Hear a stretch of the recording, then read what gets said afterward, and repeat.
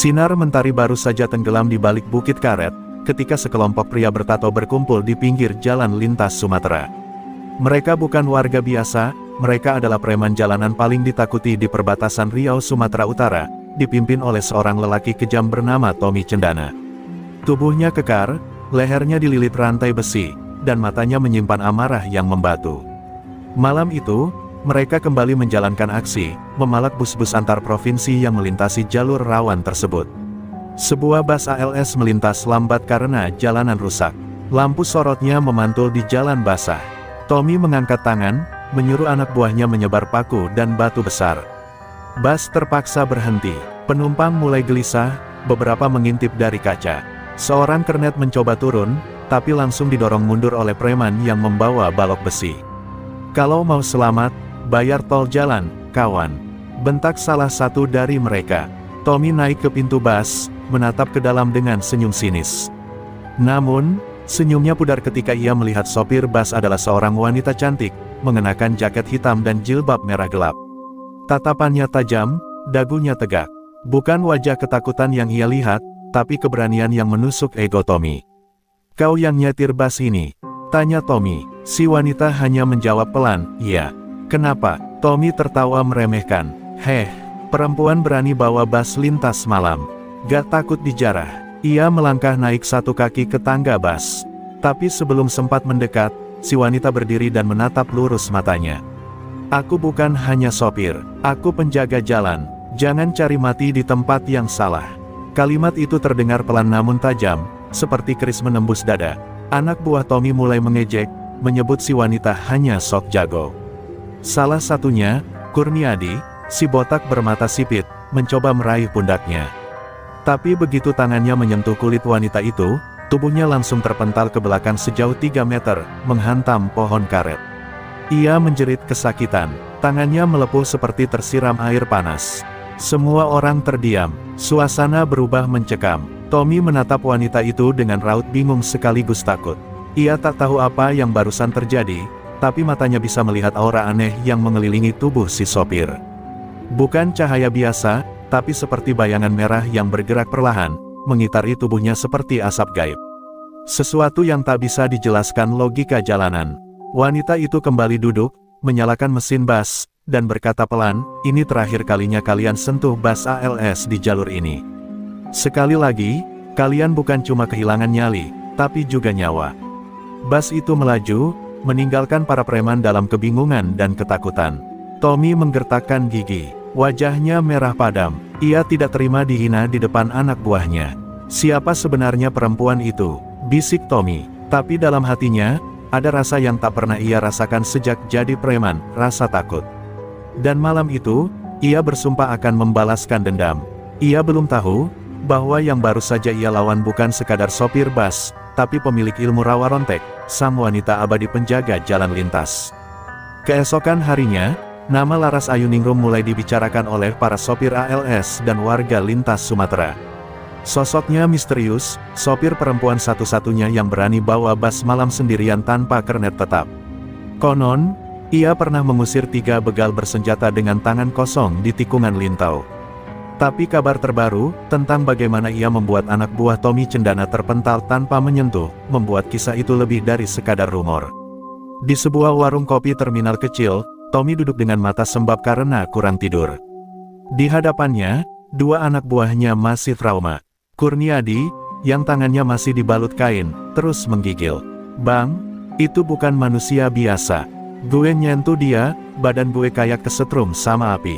Neraka." Tommy mengepalkan tangan. Ia tidak suka kalah, tidak suka rasa takut, apalagi dari seorang perempuan.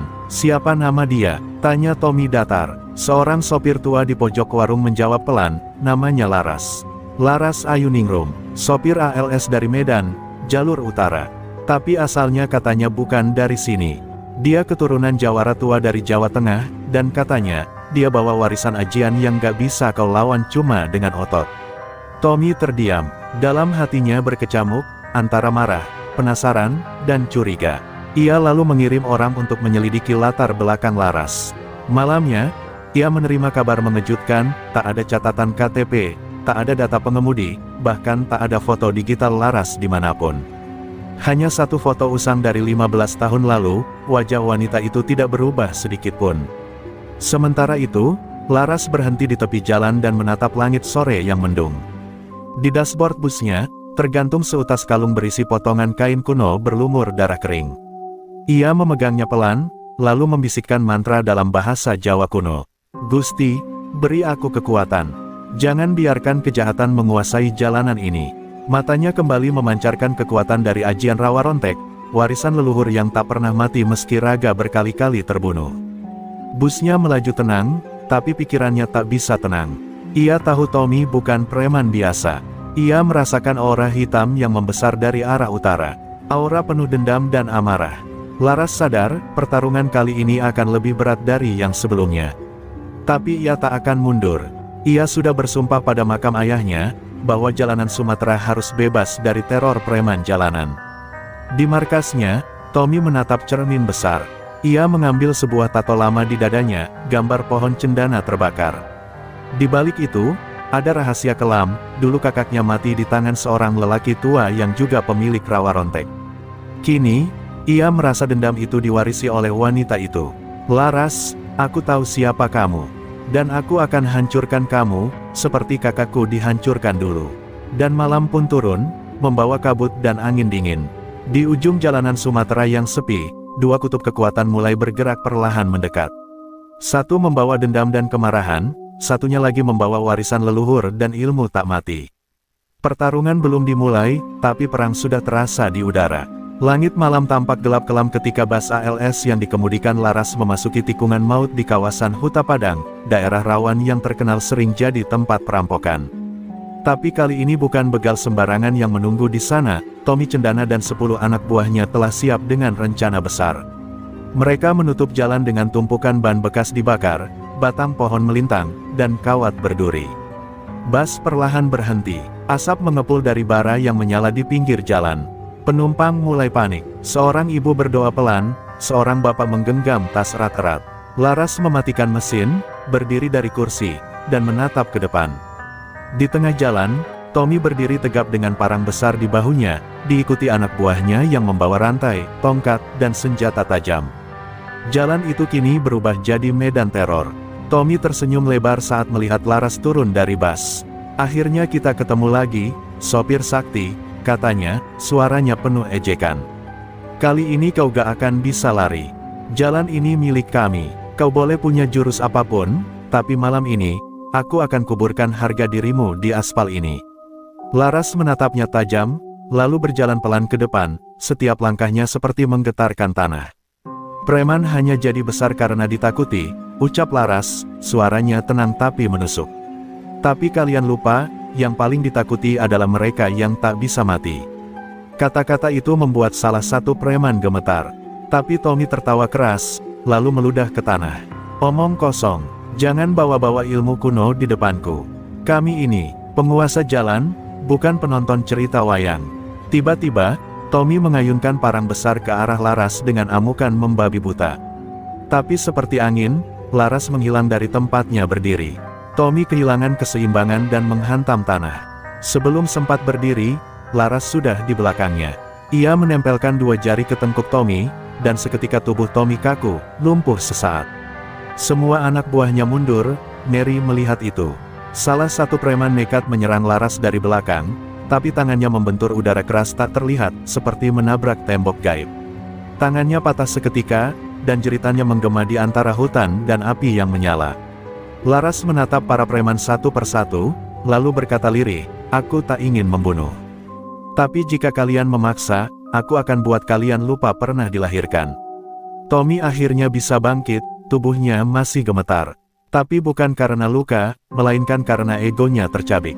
Ia baru sadar, harga dirinya sebagai pemimpin preman jalanan sedang diludahi oleh sosok perempuan yang tak hanya berani, tapi punya kekuatan yang tak bisa dijelaskan. Matanya merah karena dendam, tapi untuk pertama kalinya, hatinya goyah oleh rasa takut yang belum pernah ia kenal. Dan ketika bus Laras kembali melaju, meninggalkan jalan yang masih mengepul asap, Tommy terduduk di aspal yang basah. Ia tak bersuara, tak ada satupun dari anak buahnya berani bicara. Malam itu, seorang preman besar bukan hanya kalah secara fisik, tapi dipermalukan oleh keanggunan seorang wanita yang tak bisa mati. 3 hari setelah kekalahan memalukan itu, Tommy cendana mengurung diri di rumah kosong di belakang terminal tua.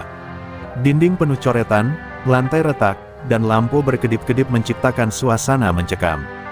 Di hadapannya, tergolek 3 anak buah yang masih trauma. Seorang bahkan sudah pamit pulang kampung, tak sanggup lagi mengikuti Tommy. Tapi Tommy tidak menyerah, tidak akan pernah. Ia menyadari, Laras bukan sekadar musuh. Dia adalah ancaman bagi kekuasaan preman jalanan di sepanjang Sumatera. Dia perempuan, tapi kenapa tak bisa disentuh?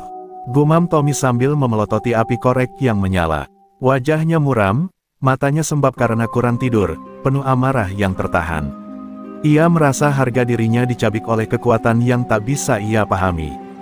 Dalam benaknya, dendam terhadap Laras membesar, menguasai akalnya. Kalau dunia nyata tak cukup, mungkin aku butuh kekuatan dari dunia lain.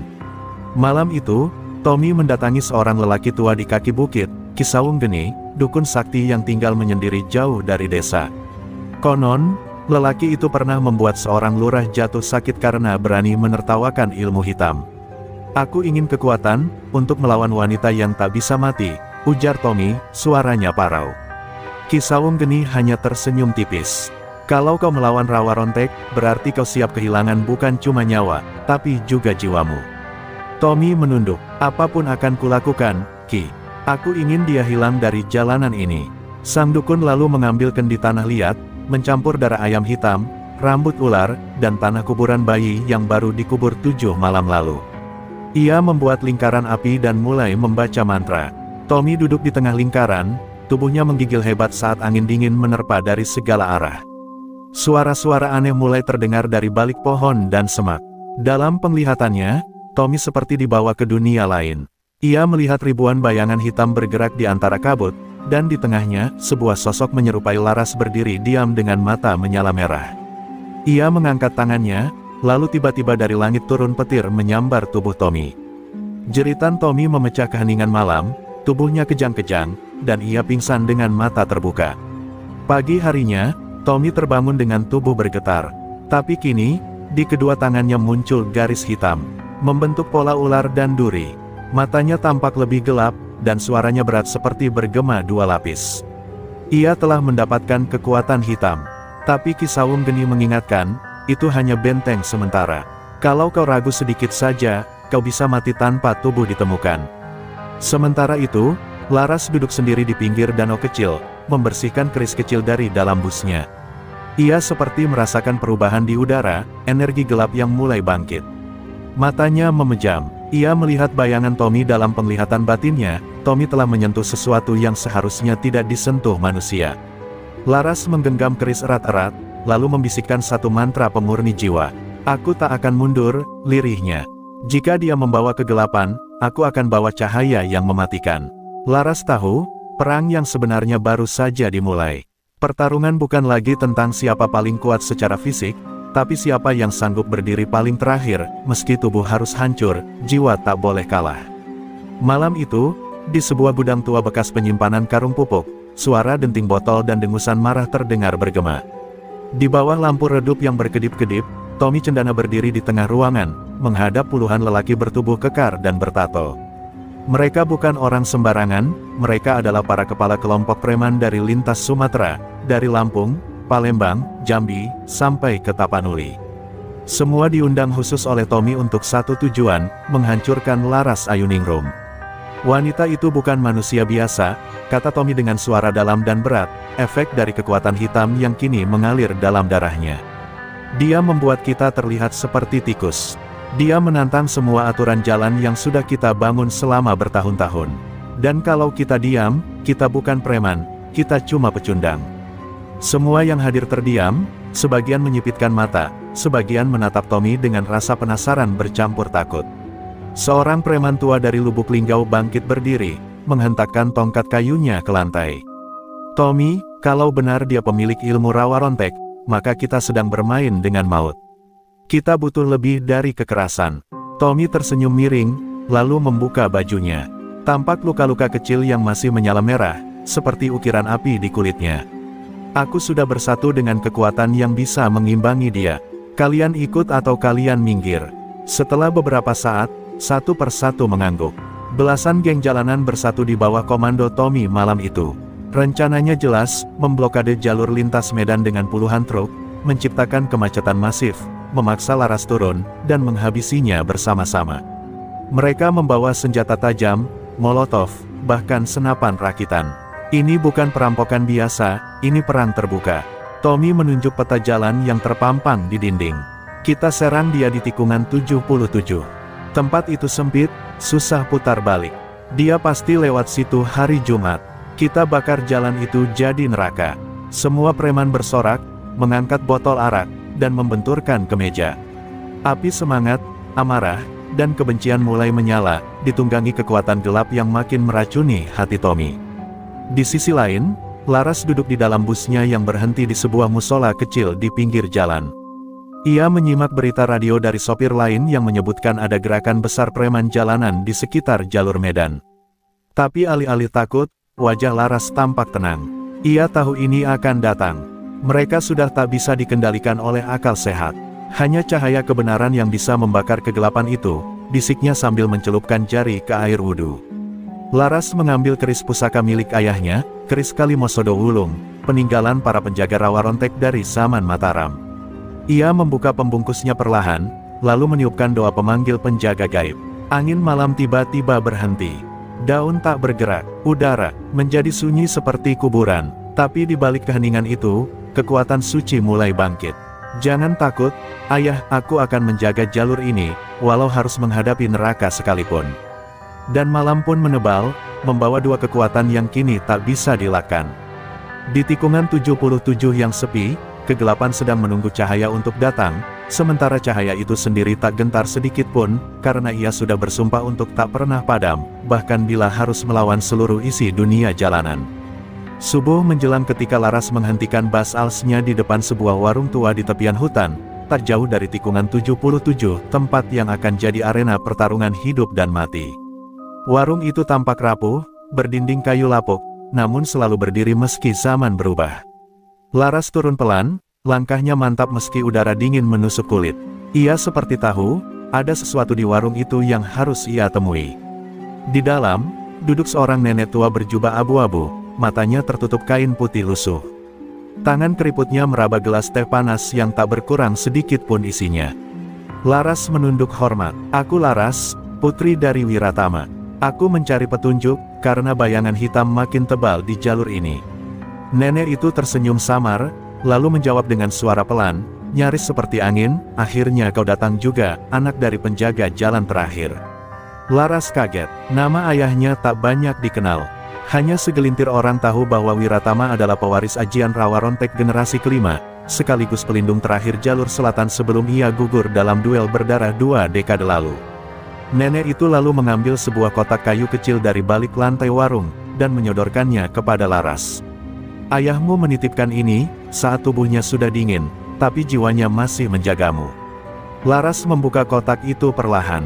Di dalamnya terdapat sehelai kain hitam bersulam benang emas membentuk aksara Jawa kuno, sing mati urip maneh, sing urip ora iso dipateni. Yang mati hidup kembali, yang hidup tak bisa dimatikan. Bersama kain itu, ada satu lembar daun lontar bertuliskan mantra tingkat tertinggi rawa rontek, mantra penyatu jiwa dan alam semesta. Nenek itu menatap Laras meski matanya buta.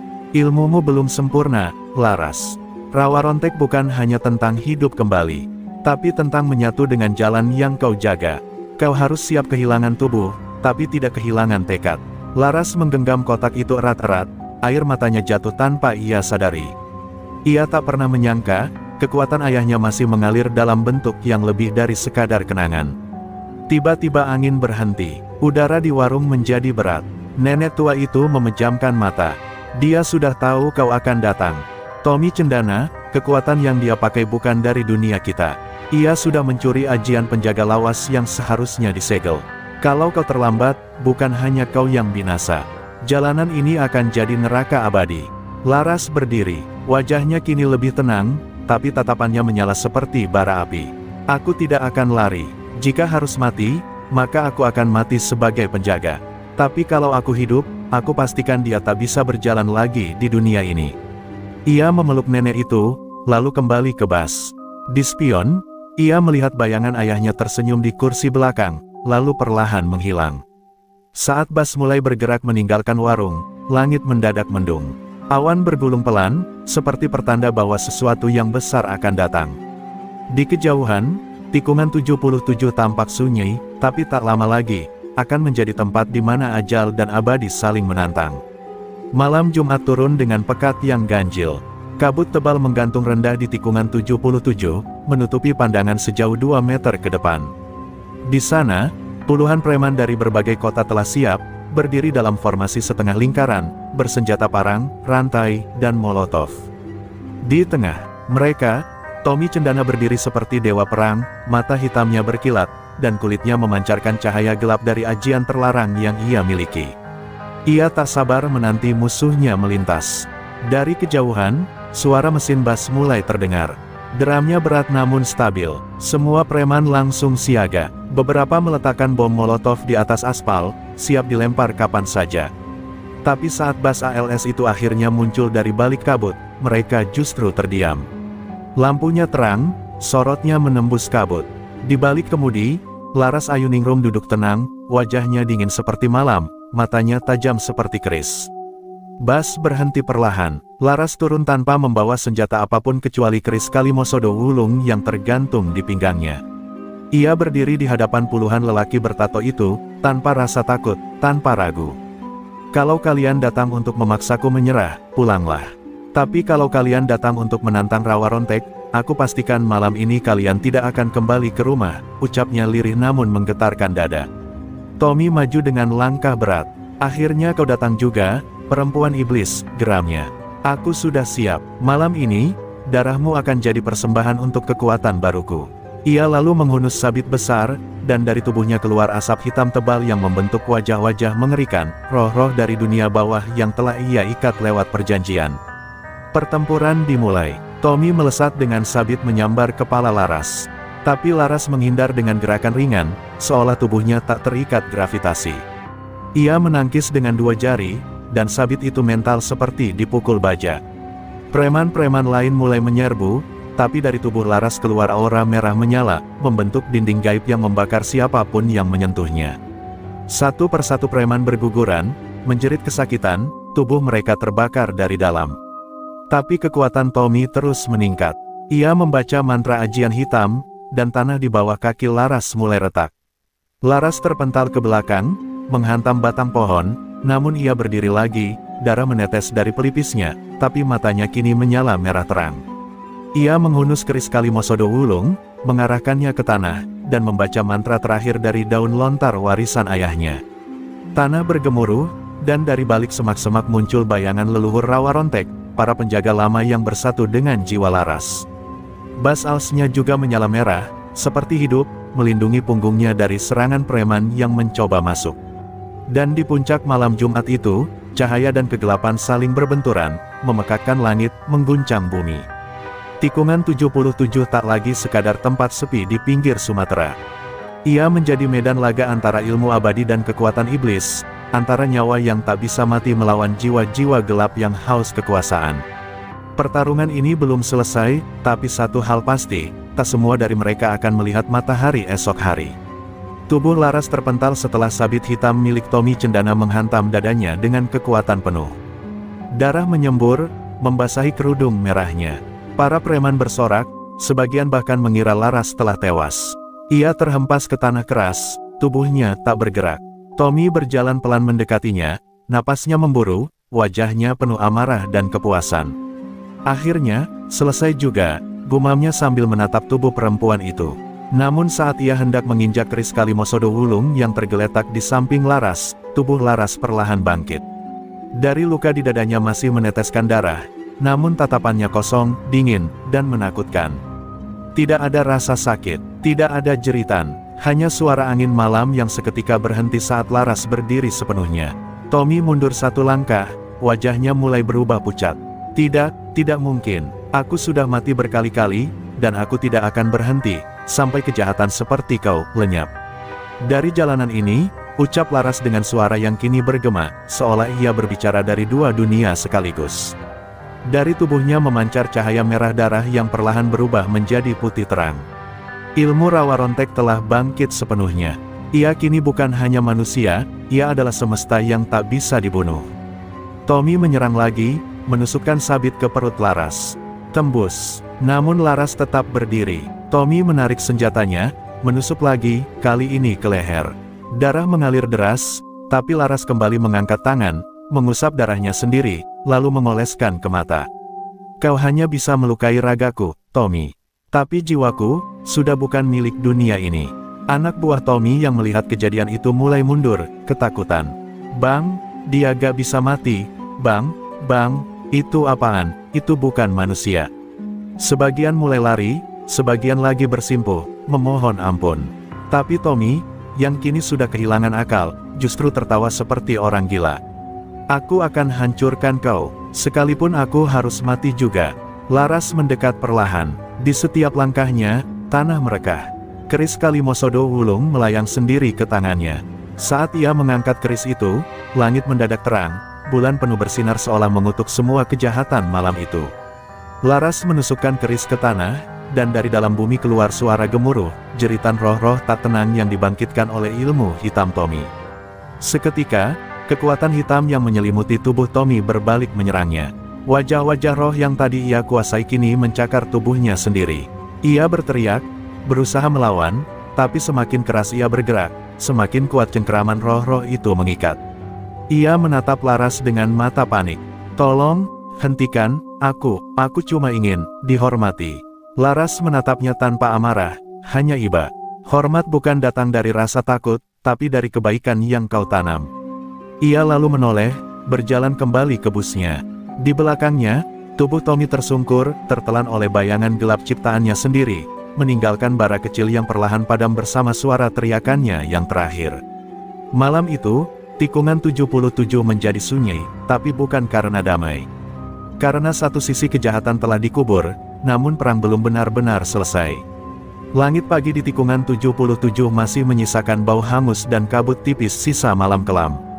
Tubuh Tommy Cendana telah lenyap ditelan bayangan kutukan sendiri, namun jalanan tak benar-benar tenang. Sisa-sisa anak buahnya yang lolos melarikan diri, kini bergerak diam-diam, menyebarkan desas-desus tentang Laras, bahwa dia bukan manusia, bahwa dia membawa bencana bagi siapapun yang menentangnya. Dari medan hingga bukit tinggi, nama Laras jadi legenda, tapi legenda yang dibungkus teror. Laras tahu, meskipun pemimpin mereka telah binasa, ketakutan bisa menciptakan monster baru. Ia duduk di dalam bas, membersihkan keris Kalimosodo Wulung yang kini tampak lebih gelap dari biasanya. Jiwanya mulai terasa berat. Setiap kali ia menggunakan kekuatan Rawa Rontek, ia merasa sebagian dirinya menghilang. Berapa kali lagi aku harus mati untuk menjaga jalan ini? Bisiknya lirih, menatap bayangannya sendiri di kaca. Sementara itu, di sebuah gudang tersembunyi di pinggir kota pematang siantar, 3 preman senior berkumpul, Riko Jabrik, Elang Kurik, dan Bang Birowo.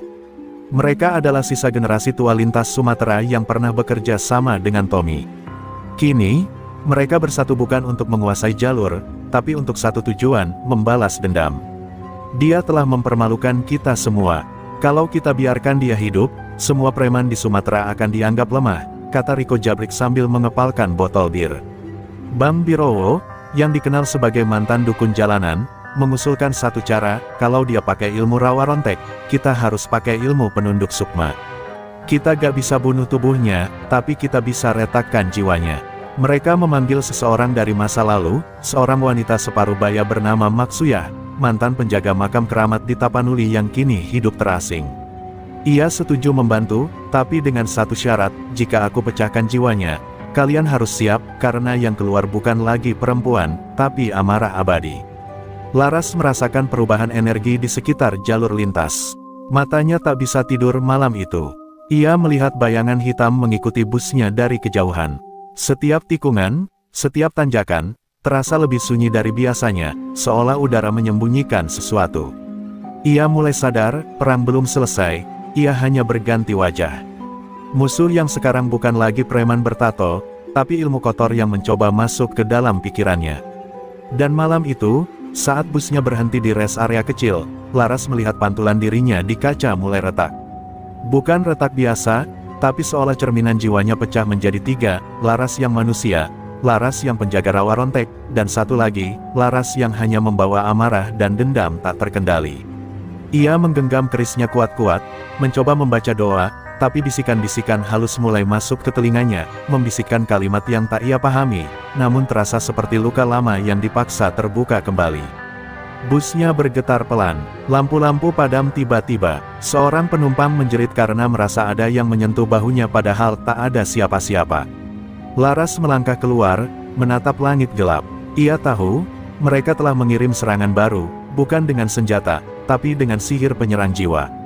Dan kali ini, pertarungan tidak hanya terjadi di jalan, tapi juga di dalam dirinya sendiri. Angin malam menusuk kulit, tapi keringat dingin justru membasahi tubuh Laras. Ia duduk di bangku kemudi busnya, memejamkan mata, mencoba menenangkan gejolak dalam dada. Tapi ketenangan itu tak kunjung datang.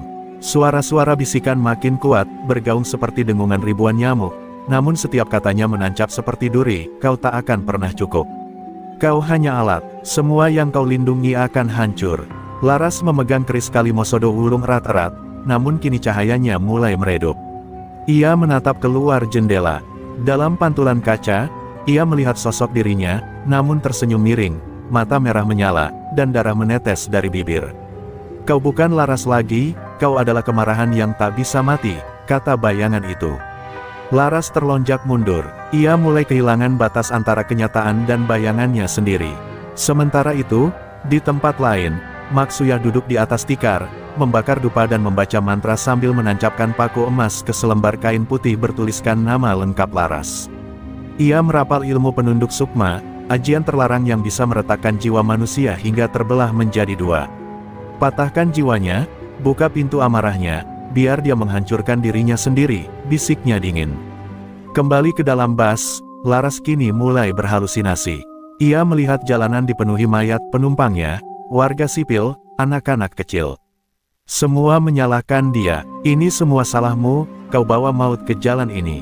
Laras menutup telinga, berteriak sekuat tenaga, namun suara-suara itu justru makin menggema. Tubuhnya mulai kejang, cahaya merah rawa rontek berubah menjadi hitam pekat, menyelimuti sekujur tubuhnya. Bus tiba-tiba menyala sendiri. Mesin hidup, lampu sorot berkedip tak menentu. Tanpa sadar, Laras menancap gas. Bus melaju kencang melewati jalanan sepi, seperti kesurupan. Di tikungan, hampir saja ia menabrak truk lain. Sopir truk itu keluar dengan tubuh gemetar. Itu bukan sopir, itu iblis perempuan. Teriaknya ketakutan. Nama Laras mulai menyebar kembali, bukan sebagai penjaga, tapi sebagai hantu jalan lintas. Di dalam dirinya, dua sisi mulai bertarung. Sisi Laras yang lembut, yang dulu mencintai ayahnya, mencintai keadilan, kini nyaris padam. Yang tersisa hanyalah suara dendam, trauma masa lalu, dan kekuatan rawa rontek yang tak terkendali. Ia menangis, namun air matanya berubah menjadi darah. Ayah, kalau aku benar-benar hancur, tolong, hancurkan aku sepenuhnya. Namun jauh di dalam ruang batinnya yang terdalam, sosok Wiratama, ayahnya, muncul seperti cahaya samar. Anakku, kekuatan yang tak dikendalikan oleh cinta akan jadi kutukan. Tapi selama kau masih bisa menangis, kau belum hilang. Cahaya itu merangkul jiwanya yang koyak, menyatukannya perlahan. Tapi waktu mereka tak banyak, karena serangan dari luar masih terus menghantam jiwanya. Laras membuka mata dengan satu tarikan napas dalam. Bus berhenti sendiri di tepi jurang. Ia turun, lututnya gemetar, wajahnya pucat. Tapi sorot matanya mulai kembali. Ia belum sepenuhnya pulih, tapi ia masih sadar siapa dirinya. Aku Laras, anak dari Wiratama, aku bukan iblis, aku penjaga jalan raya, ucapnya pelan, sebelum tubuhnya ambruk di tanah berbatu. Malam itu, ia tak bergerak, hanya napasnya yang pelan, tapi nyawanya belum padam. Fajar menggeliat pelan di ufuk timur, menyinari tubuh Laras yang tergeletak di tepi jurang, tak jauh dari tikungan 77. Embun menyelimuti wajahnya yang pucat, dan napasnya masih tersisa tipis. Dari kejauhan, suara lonceng kecil terdengar, bukan dari kendaraan, melainkan dari tongkat kayu milik seorang lelaki tua berjubah putih yang berjalan perlahan menyusuri jalur. Ia adalah Pangeran Ragawening, pewaris tertua ilmu rawa rontek yang telah mengasingkan diri selama puluhan tahun. Pangeran Ragawening berlutut, menyentuh dahi Laras, dan memejamkan mata. Dalam sekejap, ia membaca luka yang bukan hanya fisik, tapi juga retak jiwa yang ditinggalkan oleh ilmu penunduk sukma. Kau belum hancur, Laras, tapi kau sedang rapuh. Kalau tidak segera disatukan, kau bisa menjadi api tanpa kendali, ucapnya pelan. Ia membawa Laras ke pondok kayunya di tengah hutan, tempat yang selama ini dijaga oleh mantra pelindung para leluhur. Dalam tidurnya, Laras kembali terjebak di alam bawah sadar. Ia melihat masa kecilnya, ketika ia duduk di pangkuan sang ayah, mendengarkan dongeng tentang penjaga jalan yang tak pernah lelah. Tapi kini, sang ayah tampak berdarah, tersenyum sendu, lalu menghilang. Laras menjerit, berusaha memanggilnya kembali, namun hanya gemas sendiri yang kembali. Hatinya koyak, tapi di tengah kehancuran itu, suara lembut ayahnya terdengar, jadilah cahaya, meski seluruh dunia memilih gelap. Setelah 3 hari dalam kondisi setengah sadar, Laras akhirnya terbangun. Di hadapannya, Pangeran Ragawening tengah duduk bersila, menunggu. Ilmu rawa rontek adalah berkah, tapi juga bisa jadi kutukan kalau tidak menyatu dengan cinta dan keikhlasan, ujarnya. Kau telah terlalu lama bertarung sendirian, Laras. Sekarang, waktunya kau memulihkan bukan hanya tubuh, tapi jiwamu. Laras menatapnya, air matanya mengalir. Ia tak lagi menyangkal bahwa kekuatannya harus dituntun, bukan dilawan. Hari-hari berikutnya dipenuhi latihan batin. Laras diajarkan untuk menyatu dengan elemen alam, membaca bahasa angin, mendengar suara tanah, dan memahami pesan air. Ia belajar menenangkan amarahnya, menyaring bisikan-bisikan dari dunia gaib yang selama ini mengganggu pikirannya.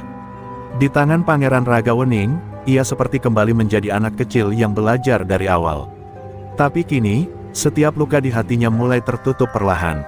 Suatu malam, Laras dibawa ke sebuah gua kecil di puncak bukit. Di sana, tersimpan tunggul pusaka rawa rontek, batu hitam berukir aksara kuno, tempat leluhur rawa rontek pernah bersumpah menjaga jalur kehidupan. Laras bersujud, dan dalam keheningan malam itu, ia mengucap sumpah yang sama, aku Laras Ayuningrum, bukan lagi pelari, bukan pembalas dendam, tapi penjaga, pelindung, pelayan cahaya. Ketika ia bangkit, matanya bersinar terang.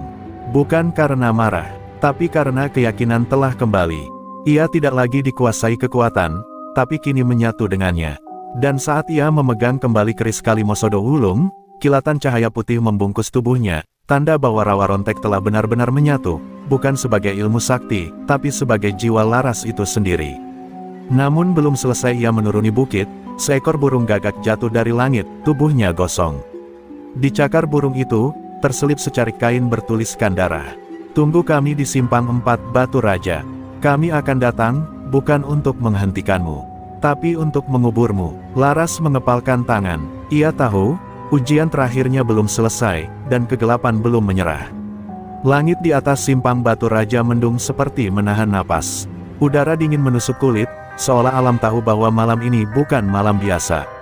Di jalanan sunyi yang biasanya ramai oleh truk dan bus antar provinsi, kini berdiri belasan kendaraan besar terparkir melintang, membentuk penghadang jalan. Di baliknya, Riko Jabrik, Elang Kurik, dan Bang Birowo berdiri memimpin puluhan preman bersenjata lengkap. Mereka menunggu, bukan untuk menyergap diam-diam, mereka ingin perang terbuka. Di tengah kerumunan, Maksuya berdiri membacakan mantra terakhir dari kitab kuno. Kali ini, bukan sekadar penunduk sukma. Ia memanggil kekuatan hitam yang disebut-sebut sebagai bayang anyar, kekuatan terlarang yang bisa menyerap energi hidup lawan dan mengurung jiwa mereka dalam tubuhnya. Kalau perempuan itu datang, jangan bunuh. Biarkan aku yang mengikat jiwanya dan menjadikannya boneka untuk dunia gaib, bisik Maksuya sambil menancapkan paku emas ke tanah. Dari kejauhan, terdengar suara mesin. Bas ALS melaju perlahan dari arah bukit, cahaya lampunya menembus kabut dan kegelapan. Laras Ayuningrum duduk di balik kemudi, mengenakan jubah hitam merah warisan ayahnya, dan keris Kalimosodo Wulung tergantung di pinggangnya, berdenyut lembut seperti jantung. Kali ini dia tidak datang untuk bertahan, dia datang untuk mengakhiri. Bas berhenti di hadapan barikade. Laras turun dengan tenang, langkahnya mantap, seolah tanah mengenali pemiliknya. Riko Jabrik tertawa keras. Loh, ini dia, si hantu jalanan. Nggak takut mati, Mbak. Elang Kurik menimpali, kalau sekarang kau menang, berarti kita bukan preman. Tapi Laras hanya menatap mereka dalam-dalam. Justru karena kalian preman, aku datang. Dan malam ini, jalanan harus bersih dari nama kalian. Pertarungan meledak dalam sekejap. Preman-preman menyerbu, tapi Laras sudah seperti bayangan yang menari. Setiap sabetan kerisnya seperti membelah udara dan tubuh lawan dengan sekali gerak. Aura putih mengelilingi tubuhnya, membuat senjata lawan seperti memantul sendiri. Tubuh-tubuh beterbangan, jeritan terdengar di mana-mana, dan tanah mulai memerah karena darah yang mengucur deras. Namun Maksuya akhirnya masuk ke tengah gelanggang, membaca mantra pemanggil roh. Tiba-tiba, tanah di bawah kaki Laras pecah, dan dari dalamnya muncul sosok bayangan berwajah Laras sendiri, namun matanya merah menyala, dan suaranya seperti suara Laras yang dipelintir amarah. Kau bukan penjaga, kau pembunuh. Aku adalah kau, sisi yang kau tolak. Bayangan itu menyerang dengan kekuatan dahsyat, memaksa Laras bertarung melawan dirinya sendiri. Laras terdesak, luka mulai terbuka di lengannya. Keris Kalimosodo Wulung mulai redup. Tapi dalam detik terakhir, Laras mengatupkan kedua tangannya, memejamkan mata, dan memanggil nama-nama leluhurnya. Dari langit turun kilatan cahaya putih, menyambar tanah dan memecahkan pusaran ilmu hitam Maksuya. Bayangan itu meledak menjadi debu, dan Maksuya menjerit, tubuhnya terbakar dari dalam, hingga hangus menjadi abu di tengah jalan. Riko Jabrik dan Elang Kurik yang menyaksikan itu tak sempat lari. Laras melompat, menghantam dada mereka dengan pukulan berselimut doa rawa rontek. Keduanya terpental dan tak pernah bangun lagi. Simpang Batu Raja malam itu sunyi, tapi bukan sunyi yang gelap. Sunyi yang suci, setelah peperangan panjang antara cahaya dan kegelapan. Laras berdiri di tengah simpang, tubuhnya lelah tapi matanya tetap tegak. Pagi hari di Simpang Batu Raja terasa berbeda. Tak ada suara klakson, tak ada deru kendaraan berat, hanya suara alam yang perlahan kembali bernapas. Tubuh-tubuh preman telah disingkirkan warga, dan jalanan dibersihkan dari jejak darah dan puing kutukan. Laras duduk di atas batu besar di pinggir jalan, wajahnya menatap langit biru yang perlahan mereka setelah malam panjang yang penuh amarah. Tapi dalam dadanya, sunyi justru semakin dalam. Ia telah memenangkan perang, namun rasa damai tak serta-merta datang. Setiap gerakan kecilnya terasa berat, bukan karena luka, tapi karena jiwanya lelah. Kemenangan itu terlalu mahal. Ia telah melihat dirinya berubah. Saat bertarung melawan bayangannya sendiri, Laras sempat ingin menyerah, karena untuk pertama kalinya, ia takut akan menjadi seperti musuh yang ia lawan. Beberapa sopir truk berhenti dan menghampiri.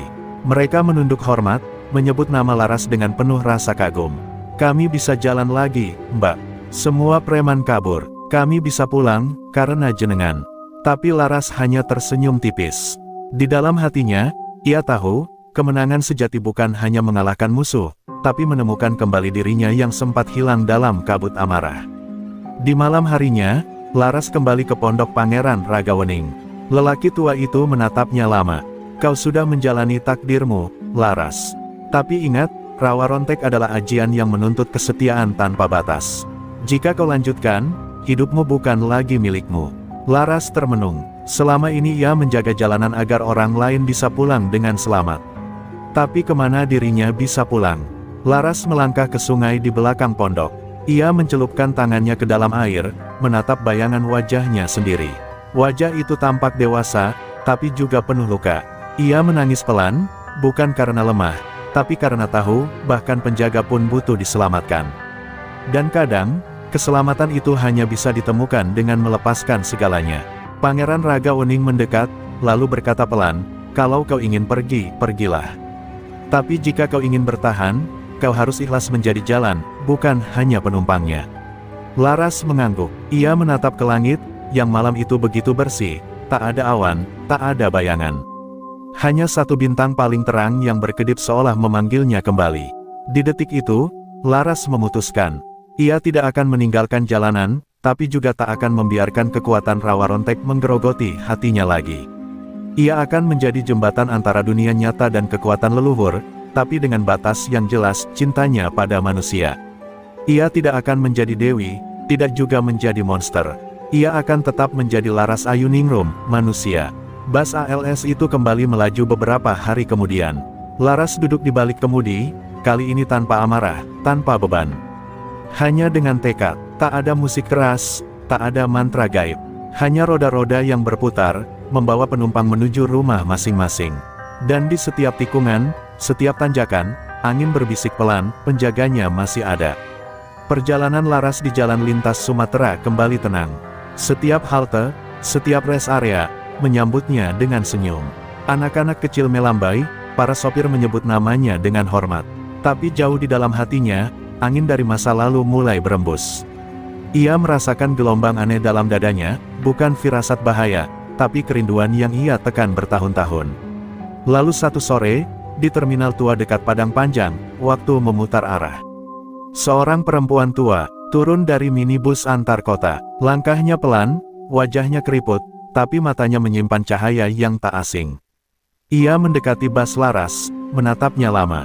"Kau, Laras Ayuningrum." Suaranya gemetar. Laras menoleh, tak langsung mengenali. Tapi begitu mata mereka bertemu, jantungnya seperti berhenti. "Ibu." Perempuan itu bernama Sarni, dan ia adalah ibu kandung Laras, perempuan yang selama ini ia kira telah meninggal bersama ayahnya dalam kebakaran rumah semasa kecil. Tapi ternyata Sarni hidup, bersembunyi selama 20 tahun. "Aku diselamatkan, tapi aku tak pernah bisa kembali. Aku bukan siapa-siapa, Laras. Aku hanya bayangan yang disisihkan oleh dunia, dan oleh ayahmu sendiri," ujarnya sambil menahan air mata. Laras terduduk di bangku halte. Dunia seperti runtuh. Ia dibesarkan dengan cerita bahwa ibunya meninggal. Ayahnya, sang pendekar rawa rontek, tak pernah mengungkitnya. "Kenapa, ayah menyembunyikan semuanya?" tanyanya. Sarni menatap langit. "Karena aku pernah melakukan kesalahan. Aku pernah menyerahkan diriku pada kekuatan hitam, saat kau masih dalam kandungan."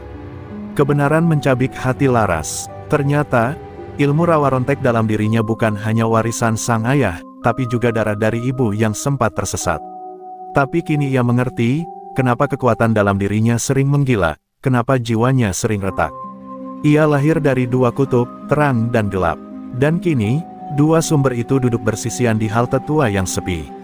Sarni memegang tangan putrinya. "Maafkan aku tak ingin kau mewarisi dosaku. Tapi ternyata kau lebih kuat dari yang kupikirkan. Kau tak hanya bertahan, Laras. Kau menyelamatkan banyak nyawa. Kau menjadikan kutukan ini sebagai cahaya." Laras tak menjawab. Ia hanya menggenggam tangan ibunya lebih erat, dengan mata basah dan dada penuh luka yang akhirnya terbuka. Malam itu, Laras tak mengemudi. Ia dan ibunya duduk bersama di dalam bus, tanpa kata-kata. Hanya cahaya lampu terminal yang menyinari wajah mereka yang penuh cerita. Untuk pertama kalinya, Laras merasa bukan hanya sebagai penjaga jalan, tapi sebagai anak. Sebagai manusia yang juga punya hak untuk memeluk masa lalu, dan memaafkannya. Di luar jendela, bintang bersinar terang. Dan angin malam membawa bisikan lembut, seolah berkata, kebenaran tak selalu membuatmu lemah. Kadang, ia menyembuhkan luka yang kau sendiri tak tahu pernah ada. Subuh turun dengan embun yang rapat di terminal tua Padang Panjang. Di dalam bus ALS yang sunyi, Laras masih terjaga. Wajah ibunya, Sarni, tertidur di kursi penumpang, tampak damai seperti tak pernah menanggung luka masa lalu. Laras menatap wajah itu lama, hingga akhirnya ia memejamkan mata sendiri, bukan untuk tidur, tapi untuk menutup lembar panjang penuh darah, amarah, dan rahasia. Hari itu, ia tidak langsung melanjutkan perjalanan. Ia membawa ibunya ke sebuah surau kecil di kaki bukit, tempat ayahnya dahulu menyepi sebelum bertarung. Di sana, ia menaburkan bunga di makam sang ayah, Wiratama. Aku sudah tahu semuanya, iya. Tentang ibu, tentang darahku, tentang cahaya dan kegelapan di dalam diriku.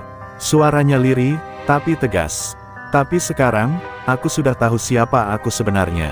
Laras memilih untuk berhenti sejenak. Ia menitipkan bus ALS kepada seorang sopir tua yang pernah dibantunya bertahun lalu. Biar aku jaga jalurnya, Laras. Tapi kamu, jaga dirimu sendiri dulu, ucap lelaki itu. Laras mengangguk, lalu berjalan ke arah barat, bersama ibunya, menuju desa kecil yang tersembunyi di antara ladang dan lembah. Di sana, tidak ada preman, tidak ada kutukan, hanya waktu untuk sembuh. Namun meski jauh dari jalan lintas, bisik-bisik tentang Laras tak pernah mati. Para sopir tetap menceritakan kisahnya di warung-warung kopi terminal. Anak-anak kecil bermain peran sebagai Mbak Laras vs Preman Batu Raja.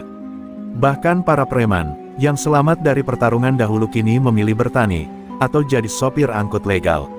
Nama Laras bukan sekadar legenda, ia jadi simbol harapan, bahwa kebaikan tak harus datang dengan senjata, tapi cukup dengan keberanian. Suatu malam, Laras menulis surat panjang. Ia menaruhnya dalam kotak tua milik ayahnya. Isinya bukan pesan dendam, tapi petunjuk, jika suatu hari ilmu rawa rontek jatuh ke tangan yang salah lagi, surat itu akan membimbing sang pewaris baru. Ia tak ingin menjadi satu-satunya. Jalan harus selalu punya penjaga, tapi penjaga itu tak selalu harus dia. Tahun berganti, rambut Laras mulai memutih, tapi matanya tetap tajam, jiwanya tetap terang.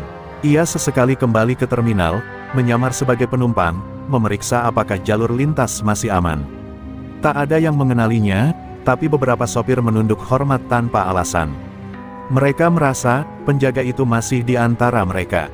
Dan mereka tidak salah. Pada suatu dini hari, kabut turun di tikungan 77. Seorang pemuda sopir baru hampir kehilangan kendali karena remblong. Tapi sebelum truknya jatuh ke jurang, angin besar datang mendorong kendaraan itu perlahan kembali ke jalur. Tak ada orang, tak ada suara. Hanya samar-samar, terdengar suara perempuan berbisik di telinga si sopir, "Awas, nak, pelan di tikungan." Dan ketika pemuda itu turun dari truk dengan tubuh gemetar, ia melihat sekilas, bayangan seorang perempuan berkebaya hitam merah berdiri di ujung jalan, tersenyum, lalu menghilang ditelan kabut pagi. Laras Ayuningrum memang telah pergi, tapi jalan ini akan selalu punya penjaga. Dan legenda itu tak akan pernah mati. Terima kasih. Karena sebelumnya cerita ini telah mencapai penutup di bab 15, dan telah menyelesaikan konflik utama serta menyatukan semua elemen emosional dan aksi, maka untuk melanjutkan ceritanya ke bab 16, kita akan mengangkat epilog yang bersifat reflektif dan menegaskan warisan Laras bukan sebagai kelanjutan konflik, tapi peneguhan bahwa kisahnya akan hidup selamanya. Tahun-tahun berlalu seperti debu di atas kaca spion, kadang tampak, kadang hilang tersapu angin. Di jalur lintas Sumatera, nama Laras Ayuningrum sudah menjadi cerita turun-temurun. Para sopir muda menyebutnya, penjaga tak terlihat. Tak ada yang tahu pasti di mana ia kini berada. Tapi setiap malam Jumat, di tikungan 77, selalu ada bunga melati yang ditaruh diam-diam di batu pinggir jurang. Tak pernah ketahuan siapa yang meletakkannya. Di sebuah sekolah sopir truk di Pekanbaru, foto Laras terpajang di ruang utama. Ia berdiri gagah dengan seragam sederhana dan keris di pinggang. Di bawah fotonya tertulis, keberanian bukan soal siapa paling kuat, tapi siapa yang tetap berdiri saat semua pergi. Dari cerita rakyat, Laras menjelma jadi mitos yang hidup. Dikatakan, jika seorang sopir memiliki niat jahat, busnya akan mogok di tengah jalan tanpa sebab.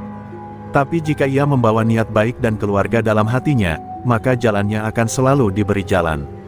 Beberapa bahkan bersumpah melihat bayangan perempuan berdiri di tikungan, lalu menghilang, seolah memastikan semuanya aman. Namun di balik cerita gaib itu, ada satu perempuan muda yang sedang membaca surat tua di ruang kecil rumah kayu. Namanya Kirana. Ia adalah cucu dari seorang wanita tua bernama Sarni, yang sebelum meninggal, memberikan satu pesan, jika kau mendengar bisikan jalan, ikuti. Karena darah penjaga mengalir dalam dirimu. Dan Kirana tahu, waktunya akan tiba. Suatu malam, Kirana naik ke dalam bas ALS tua yang kini sudah jarang dipakai. Tapi saat ia duduk di kursi kemudi, keris Kalimosodo Wulung yang tersimpan dalam peti besi di bawah kursi, bergetar pelan. Cahaya samar muncul. Kirana menatap cermin spion dan melihat bayangan Laras tersenyum padanya. Tak ada suara, tapi hatinya tahu, kini giliranmu. Maka, legenda Laras tidak pernah mati. Ia hidup dalam jalanan, dalam sopir-sopir jujur, dalam dendam yang telah diredam, dan dalam cinta yang diwariskan diam-diam. Setiap roda yang berputar, setiap bas yang melaju dengan selamat, membawa sedikit jejaknya. Tak ada makam yang menandai kepergiannya, karena Laras tidak pernah benar-benar pergi. Di atas aspal yang panjang dan keras, ia menanam warisan, bukan harta, tapi keyakinan bahwa kebaikan, bila diperjuangkan tanpa pamrih, akan hidup lebih lama dari tubuh dan nama. Dan selama masih ada satu orang yang percaya, maka jalan ini akan selalu punya penjaga.